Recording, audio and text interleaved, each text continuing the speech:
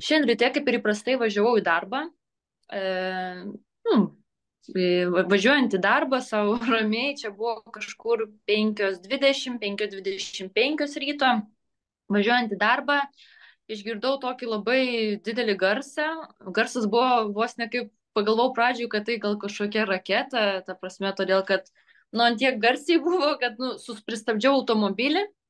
Ir tiesiai virš mano galvos, ta prasme, virš automobilio mano, nu nežinau, sakau, aš esu 1,69 m, nu tai va, pastatčiau mane nuo automobilio, tai grinai va tokio maždaug aukščio praskrido lėktuvas ir skrisdamas jis biški suko į dešinę pusę, į laukus, kaip sakant, į tas gyvenamasis vietas, nežinau, ten yra namai, nėra. Ir nežinau, bent jau aš tikrai mačiau, kadangi buvo tamsu. Tik nežinau, ar ten ta ugnis žiežirbos, ar kas ten buvo, kai jau jisai gal su sparnu kabino tą žemę, gal nuo to, bet tikrai išvystelėjo kažkas šviesaus tokio, panašu į žiežirbą ar tai ugnį, nežinau, tikrai kažkas oranžinės spalvos. Ir jisai tada biški pasisukdamas, pasvirdamas, tiesiog krito ant žemės staigiai, buvo didelis sprogimas.